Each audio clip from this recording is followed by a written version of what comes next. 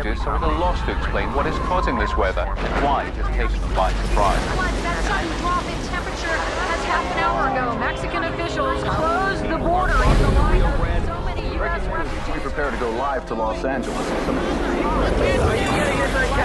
What you see is happening now. Look over there behind me! That's a tornado! Yes, a twister! This is just massive.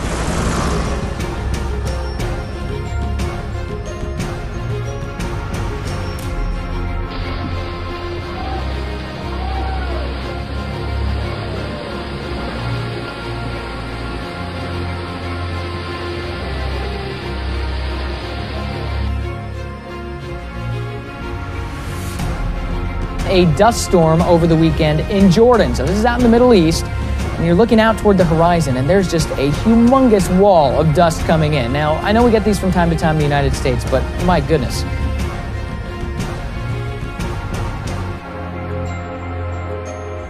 Amazing new video shows an embankment weakened by heavy rains suddenly collapsing, plunging 3 cars into the raging muddy river below. Let's look again at the instant the Riverside Road gives way in a northern Chinese province.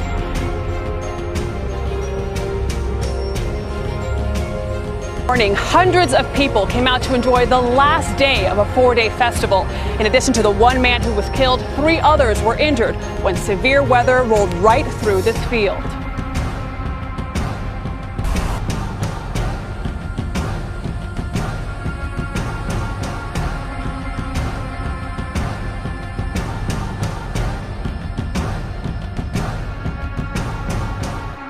A big stink is brewing in Brazil. The water at Olympic sites in Rio de Janeiro is apparently so polluted with raw sewage it's unsafe for athletes to swim or boat in. An investigation by the Associated Press found dangerously high levels of viruses and bacteria at every venue where athletes will compete in water sports. The numbers actually that were generated are more than we typically see in raw sewage in the United States. In Rio, sewage runs through open-air ditches that feeds Olympic water sites. Some athletes training there have already gotten sick with fevers, vomiting, and diarrhea. Brazilian authorities have promised to overhaul the waterways before next summer's games, slated to take place August 5th through the 21st. I'm meteorologist Dominica Davis, the Weather Channel.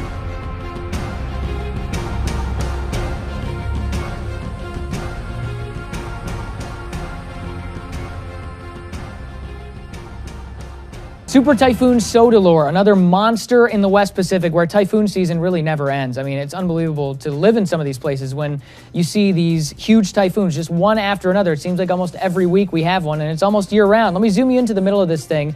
I mentioned it's a super typhoon, wind over 155 miles an hour, and that's on almost spherical eye. But this is low-res satellite. Guess what? We've actually got access to high-resolution satellite imagery from this new Himawari 8 satellite. It's from the Japanese Meteorological Agency. Incredible, incredible imagery. That was as it was going through an eyewall replacement on Monday night, local time. All right, so where's this thing going? Let's talk about the cone. Taiwan, you guys need to pay extra careful attention to this storm as we get into the end of the week. Parts of southern Japan, Okinawa, those southern islands, and then eventually eastern China. This is likely to have very high impacts by late week.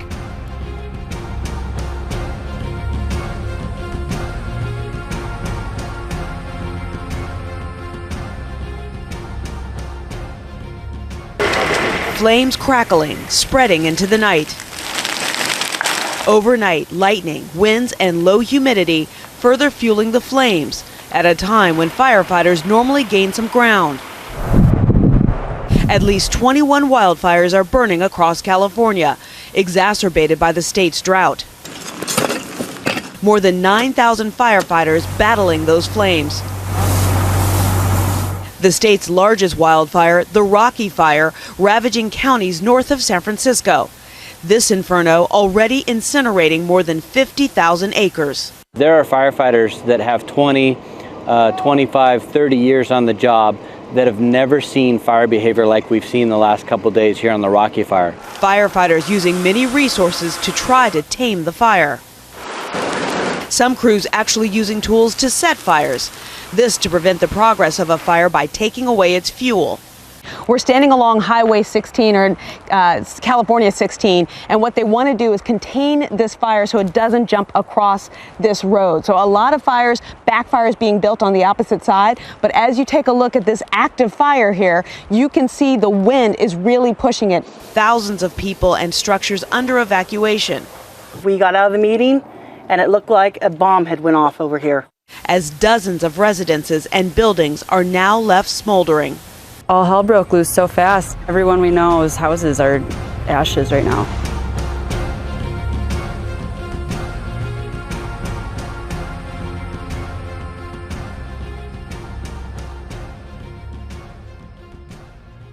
Amazing new video shows an embankment weakened by heavy rains suddenly collapsing, plunging 3 cars into the raging muddy river below.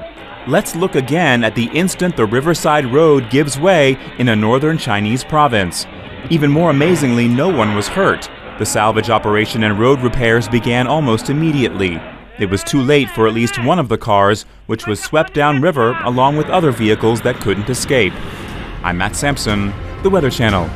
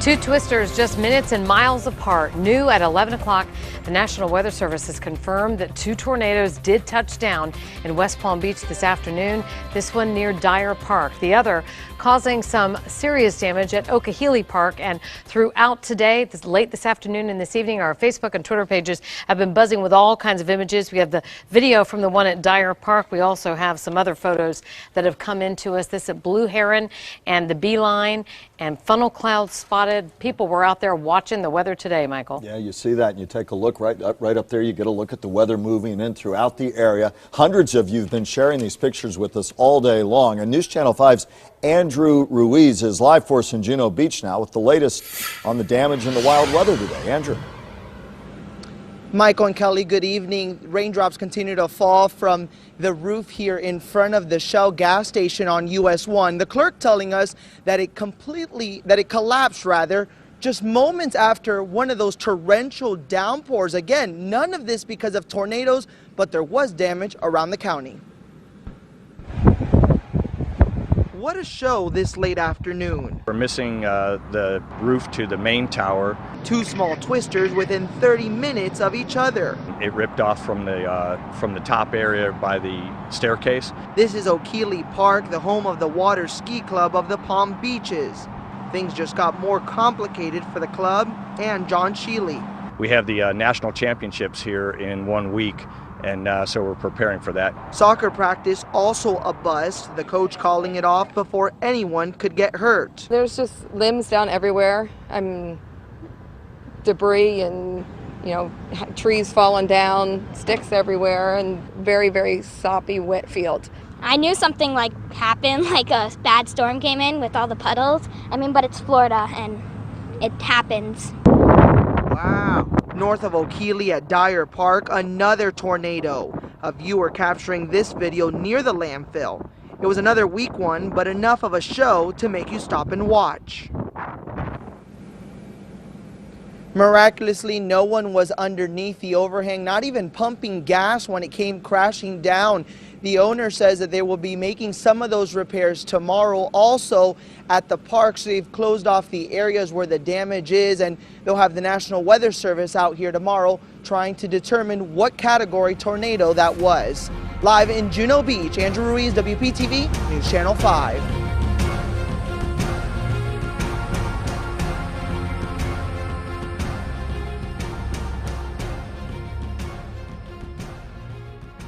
If you want to talk about a scary sight, check this out. This is from a dust storm over the weekend in Jordan. So this is out in the Middle East, and you're looking out toward the horizon, and there's just a humongous wall of dust coming in. Now, I know we get these from time to time in the United States, but my goodness. I mean, this is something else. Now, much like a squall line where you've got a big shelf cloud and it's really pretty to take pictures, these things can be really pretty to look at when they're coming in, very interesting. But then once you're inside it, it's kind of like all that fun ends pretty quickly because you do not want to be outside in one of these things. I mean, you're going to get a lung full of sand very quickly. The winds are about 60 miles an hour or more in some cases. They can easily cause a lot of wind damage and are caused by usually thunderstorms far away that shoot out a gust of wind. Incredible video here.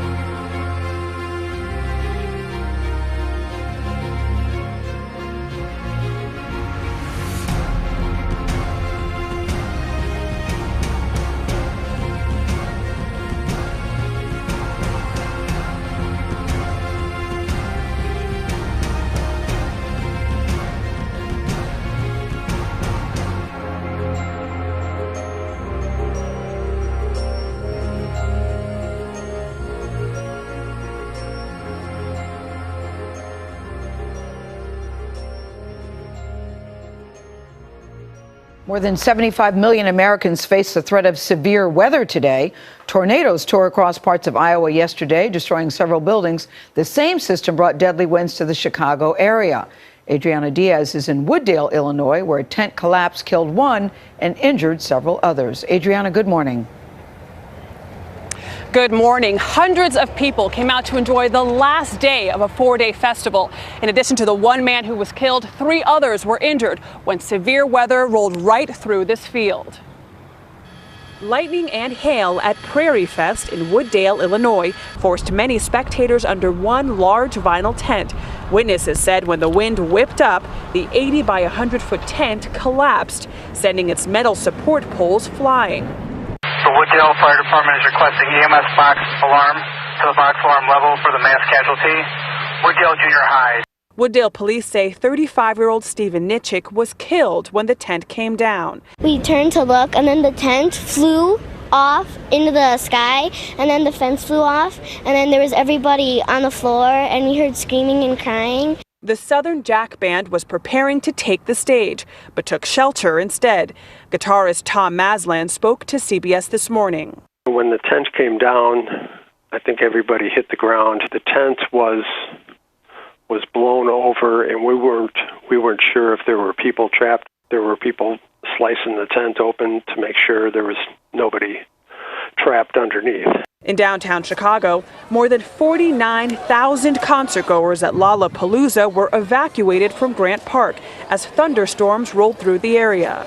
The shelters are in the underground parking along Michigan Avenue. I think they did a good job on moving everybody out on time. It's frustrating to sit outside right now, but I guess it's for the better. This same storm system is expected to bring more severe weather, including hail and high winds to other states from Ohio to Maine. Charlie? Adriana, thanks.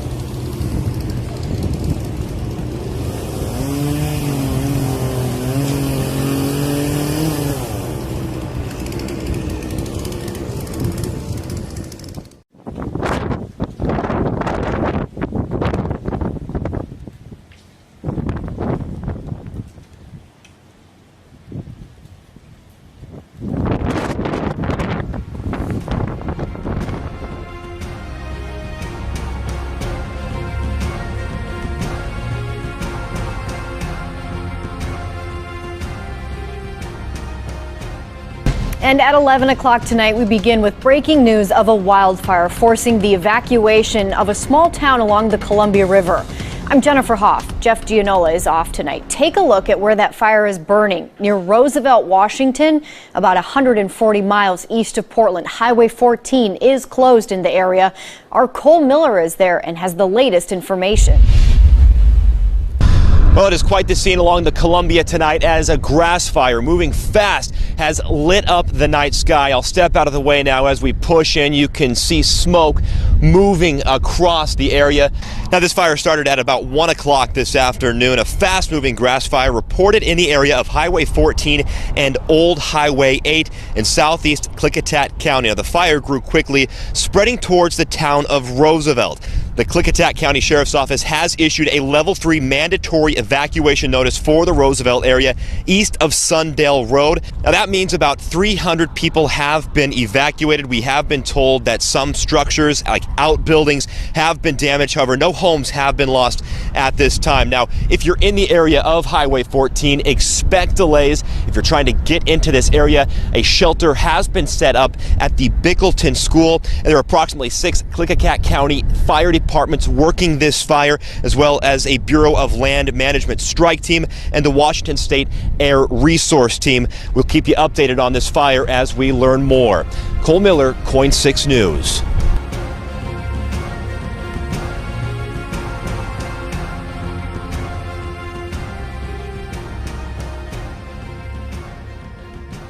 Tri-State now, where a school resource officer is the target of a federal lawsuit. It says he went too far when he handcuffed 2 young children who suffer from disabilities. One of those incidents was caught on camera. Local 12's Anjanette Levy is at the federal courthouse in Covington with this video. Anjanette?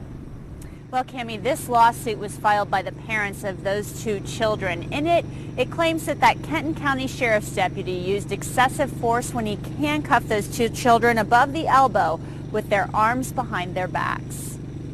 You don't get to swing at me like that. You can do what we've asked you to, or you can suffer the consequences. The video is hard to watch. It shows Kenton County Sheriff's Deputy Kevin Sumner handcuffing an 8-year-old boy after he'd been removed from a classroom and tried to leave the vice principal's office. A federal lawsuit claims the 3rd grader suffers from PTSD and ADHD. Now sit down in the chair like I've asked you to. The video was shot by a Latonia Elementary School employee in November 2014. A second child, a 4th grade girl, was also handcuffed twice at John G. Carlisle School. The suit says she was taken to the hospital when she suffered a mental crisis after the first cuffing. The suit also claims a second time Deputy Sumner had her arms hyperextended above her shoulders when her mother walked in and brought the treatment to a stop. I was horrified. Raquel Howard represents the children and their parents. She says the children were exhibiting behaviors that come with their disabilities, and the children are still suffering. According to their parents, they have had some continuing effects of it, some continuing trauma. If you want to move, you know what to do. Stop kicking. For parents who have children at Latonia Elementary, the video is shocking. It's been a really good school over there, but to see an officer do that to a very young child, I would not, it's not acceptable. The parents of these children want school resource officers to be trained in de-escalation techniques for children with conditions such as ADHD. Now, I contacted the Kenton County Sheriff's Office for a comment. I was told by a spokesperson that the agency has not yet received this lawsuit, so they couldn't comment at this time. Reporting live from the federal courthouse in Covington, Anjanette Levy, Local 12 News. Cammie? All right, Anjanette, thank you. And a spokesperson for Covington Independent Schools says the district has cooperated fully with attorneys for the children, and the sheriff's office also is looking into the incidents. The superintendent says school resource officers are not called upon by district staff to punish or discipline the students.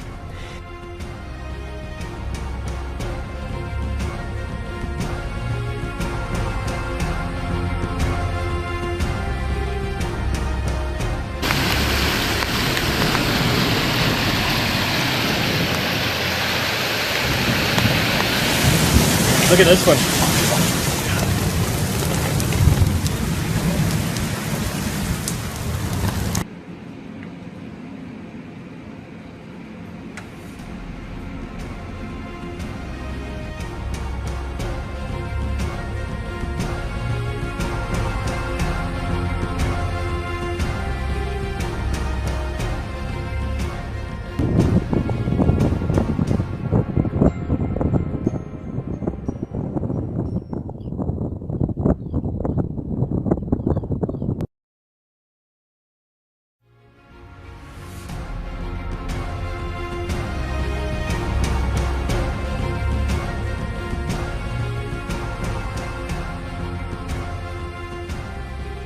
Hey Kenny, we're out here on Nonohe Place. This is at the end of California Avenue out past Lelehua High School.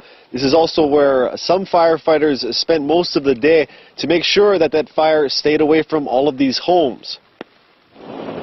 This is what the Po'omoho fire looked like today, much different than it did just 24 hours ago when these flames forced an evacuation of roughly 100 homes.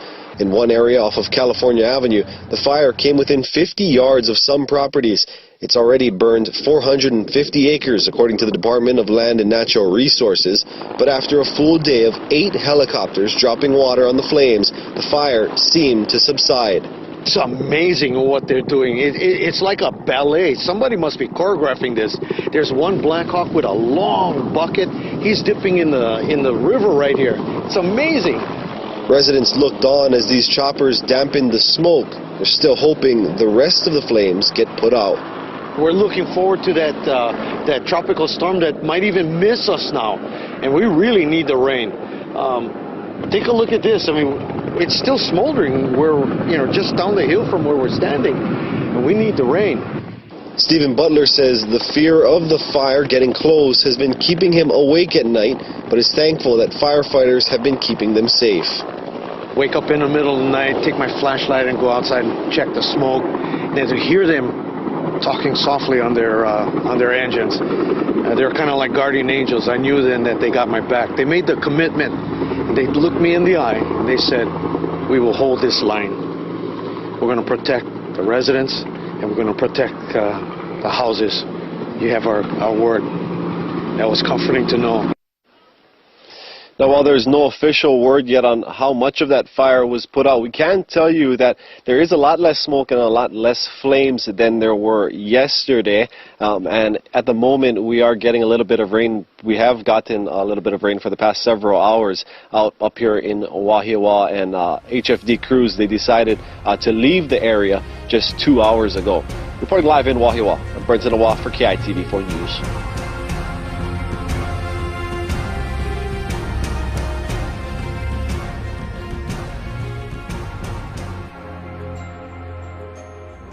Authorities in Pensacola, Florida, are investigating the brutal killings of 3 people found dead in a home.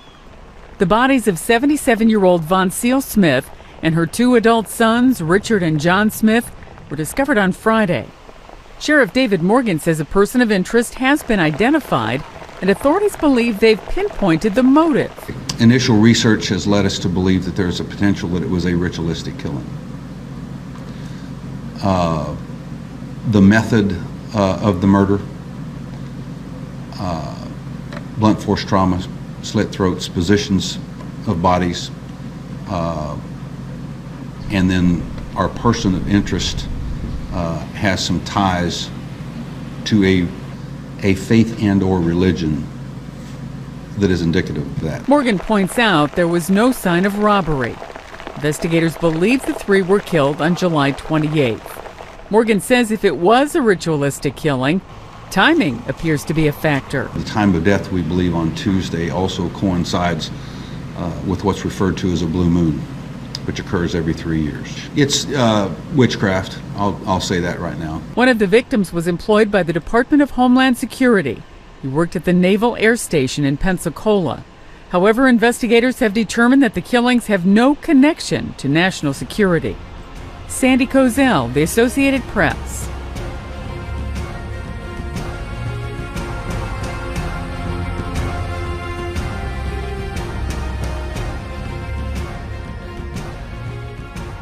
Video of a HART bus filled with water plowing down Swan Avenue in South Tampa is going viral. And we're just learning the driver behind the wheel here is under investigation and could be fired. ABC Action News reporter Maricela Burgos is live in Tampa tonight with more on this. Maricela? You guys remember this was flooded before. You can see some of that debris. And this is also the intersection where that video was recorded. What you don't see on camera is what that bus operator filled me in on tonight. He says they got stuck somewhere else. The passengers went out of the bus and walked in that filthy water, and he says he wasn't rescued until about 5 hours later. The company says everything kept changing. They also say that their priority are their customers. as well as their employees. But this bus operator says not that day. They failed to protect the public. They failed to protect me. That's how Schneider Profit feels after working as a Hart bus operator for 11 years and getting this notice today. He can't work right now. If they want to investigate one, they have to investigate themselves. The company is looking at Schneider because of what you see in this video. A passenger recorded it Saturday as they tried to get through flooding in South Tampa. It was a scary situation. Fortunately, nobody got hurt. Nobody was hurt. And we're investigating the situation and the circumstances. Schneider had volunteered to work this weekend. He says he repeatedly called Hart before this happened to try to avoid it. I was doing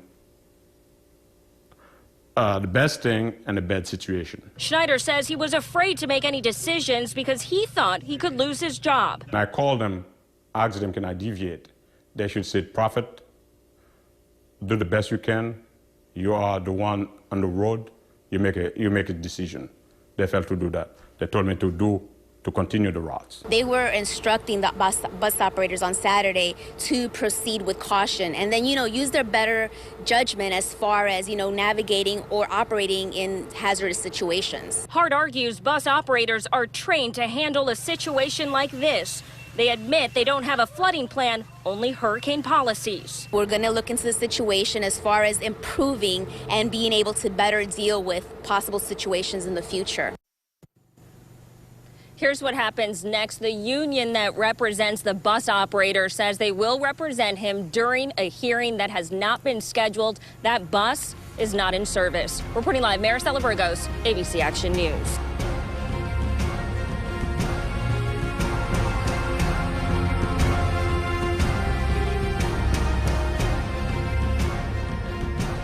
More than 1 million have been displaced by rains worsened by a cyclone that barreled through the Bay of Bengal last week.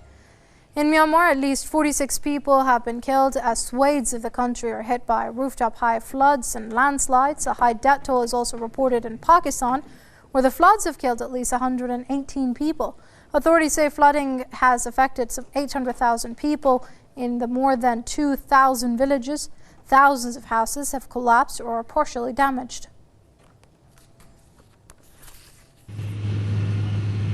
Rescue and relief operations are underway in the flood-hit areas of Pakistan. The country's northern and southern regions have been massively hit due to unprecedented monsoon rains this season. The Northwest Frontier Province, also known as Khyber Pakhtunkhwa, is the worst hit, where scores of people have so far died due to the floods. According to the country's Disaster Management Authority, floods have damaged close to 3,000 houses and affected over 2,000 villages. It also says the natural calamity has displaced tens of thousands across the country. Deaths have also been reported from southern parts of Punjab province, as well as Balochistan and Gilgit-Baltistan in the country's north. While the government claims that it is doing its best to provide relief to the affected population, many people believe the government's response has been inadequate. Lack of coordination, very apparent coordination between more than 22 institutions and organizations which are mandated to provide relief from any disaster, be it a national management disaster or provincial management disaster or district or ERA, emergency crisis cell, etc. Pakistan has suffered heavily due to floods in its 68-year history. According to the official figures, the country has witnessed at least 20 major floods in the past 7 decades. Pakistan is located in a geographical location where we are continuously being impacted upon by the global climate change, and this we are witnessing for the last about 6 years. Official assessments show that the floods in the past 5 years have proved more disastrous to the nation's economy compared to previous years.